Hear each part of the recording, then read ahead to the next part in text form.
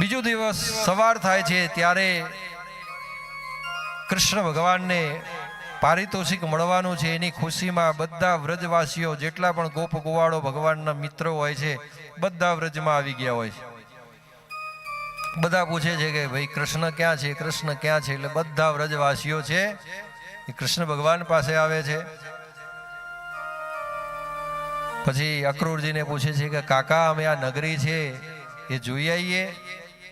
તો કે જાઓ જોઈ આવો. પહેલાના સમયમાં તમને ખબર હોય તો જે ગામડે રહેતા હોય સિટીમાં આવે એટલે મોટા શહેરમાં આવે એમ ચકાચોંધ જોઈએ એટલે આમ સિટીમાં લાઇટ હોય, બસની વ્યવસ્થા હોય અને સાધનો હોય એ જોવે ને એટલે પેલા ગામડેથી આવ્યો ને એટલે બધી બહુ નવાઈ લાગે. અત્યારે જે એવું નથી, અત્યારે તો કેવું છે ગામડા પણ બધા સુવિધાવાળા થઈ ગયા. પણ પહેલાં તો નદીએ ગામનું તળાવ હોય તો તળાવમાં જ વાસણ ધોવાઈ જવાનું, કપડાં ધોવાઈ જવાનું, છેક કૂવો હોય કૂવેથી પાણી ઉપાડી અને ઘેર લાવવાનું. આવું બધું પહેલા ગામડામાં હતું. એટલે આ તો બધા વ્રજવાસીઓ જે આવ્યા ને જોયું એટલે આમ ચકાચોંધ થઈ ગયા. ઓહો, આ તો કેટલું મોટું નગર છે. એટલે કે કાનુડા આપણે આ નગર જે છે નગર ફરવું છે. હમણાં થોડી વાર ઢોલ બંધ કરાવજો, નહીં તો અહીંયા કથા જે છે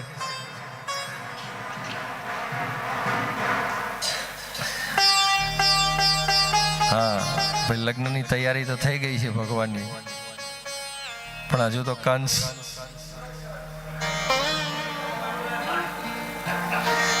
મુહૂર્ત કરાવી ગયા. એટલે બધા જે છે એ ગોપ ગોવાળો કે છે કે કાના આપણે આ વ્રજ જોવા જવું. આ વ્રજ તો બહુ જોયું પણ હવે આજે મથુરા જોવા આપણે જઈએ બધા. કે ભગવાન કે ચલો. એટલે બધા વ્રજવાસીઓ છે ને એને લઈ અને ભગવાન ઉપડ્યા છે. ભગવાન જ્યાં સુધી વ્રજમાં રહ્યા ત્યાં સુધી અમને પગની અંદર મોજડી પહેરી નથી, ઉઘાડા પગે જ ગૌ સેવા કરી અને કોઈ દિવસ સીવેલા વસ્ત્રો એમને પહેર્યા નથી. ભગવાન શ્રી રામ અને ભગવાન શ્રી કૃષ્ણ આ બંને જે આપણા મૂળભૂત જે નિયમો છે કે બાલ્ય અવસ્થા હોય તો તરુણ અવસ્થા થાય તો પહેલા વિદ્યા અભ્યાસ કરવો, એના પછી ગૃહસ્થાશ્રમ અપનાવો, ગૃહસ્થાશ્રમ પછી વાનપ્રસ્થાશ્રમ અને સંન્યાસાશ્રમ. તો બંને ભગવાને વન પ્રસ્થાશ્રમ અપનાવ્યો છે પણ અલગ અલગ મર્યાદામાં. ભગવાન શ્રી કૃષ્ણએ વાનપ્રસ્થાશ્રમ નાનપણમાં ભોગવ્યો. ભગવાન શ્રી રામે વાનપ્રસ્થાશ્રમ યુવા અવસ્થામાં ભોગવ્યો. પણ એ વાનપ્રસ્થાશ્રમ વનમાં તો બંને ભગવાન રહ્યા છે. એટલે વનમાં રહ્યા છે ત્યાં સુધી ઉઘાડા પગે છે, પણ અહીંયા તો ભગવાને મોજડી પહેરી છે.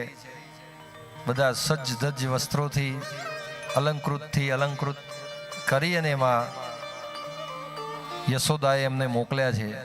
અને બધા વ્રજવાસીઓ કે કાના તું તો અમારી જોડે રહેતો હતો ત્યારે કેવો અમારી જોડે સાદો રહેતો હતો અને અહીંયા તો તારે મોજડી ને આમ ચરકસી જામા તારો તો વટ પડે છે કે હો. પણ કે અમે એવા ને એવા. કાનો કે તમે શું કરવા એવા, મારા મિત્રો છો, ચલો હાલ વસ્ત્રો પહેરાવી દઉં તમને. એટલે સીધા બધા ધોબી જ્યાં કપડાં ધોતા હોય ને ઘાટ ઉપર આવે છે અને ઘાટ ઉપર જઈને કે જાઓ પેલા વસ્ત્રો પડ્યા છે ને બધા જે છે મેન ધોતા હોય ધોબીને મળો અને એમને કહો ભાઈ વસ્ત્રો મંગાયા છે કૃષ્ણએ. એટલે તરત જ પેલો જે ધોબી હોય છે ને તો કંસનો ધોબી હોય છે, એટલે કંસનામાં પાવર એટલો, ધોબીનામાં પાવર કેટલો હોય કહો. જે જેનું કામ કરતા હોય એના પાવર તો હોય જ ને. ઘણી વાર આપણે ગુજરાતી કહેવતે પાડી દીધી છે ચા કરતા ગુજરાતી કહેવત એવી પાડી દીધી છે ચા કરતા કેટલી વધારે ગરમ હોય કે. એટલે આ તો કંસનો ધોબી એટલે પાવર કેટલો હોય એના. જાઓ અહીંયાથી કે ક્યાંથી આવ્યા છો વ્રજવાસીઓ? આ તો બધા રાજાના કપડા છે, અહીંયા થોડા કઈ તમને મળે, જાઓ અહીંયાથી. એટલે કૃષ્ણ ભગવાન આગળ આવે છે. આગળ આવીને કે હવે અમને ચમત્કાર વગર નમસ્કાર થવાના નથી. એટલે એ ધોબી હોય છે એને જોરથી પોતાની એક થપ્પાટ મારે છે. ત્યાં ધોબી ત્યાં નીચે પ્રાણ પંખેર ઉડી ગઈ. બધા ધોબી કે ભાગો ભાગો કે આઈ બન્યું આપણું.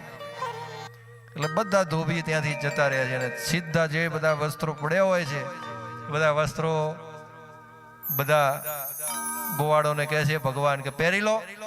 એટલે બધા એ વસ્ત્રો પહેરી લીધા. તો કોઈ વસ્ત્રો મોટા હોય છે, કોઈના ટૂંકા હોય છે, અને આખું લંગર જે છે એ તો મથુરામાં નીકળ્યું છે.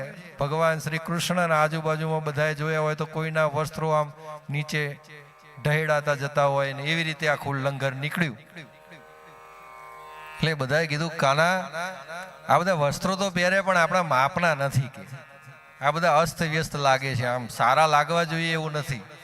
અરે કે એની શું ચિંતા કરો છો, આગળ જઈએ. કે ચલો. તે આગળ ગયા તો એક દરજીની દુકાન આવી. દરજીની દુકાન આવી એટલે કીધું કે ભાઈ અમારા આ બધા વસ્ત્રો છે સરખા કરવાના છે. એટલે પેલો દરજી હતો ને બહુ ભાવવાળો હતો અને ભગવાન પ્રત્યેની પ્રીતિ.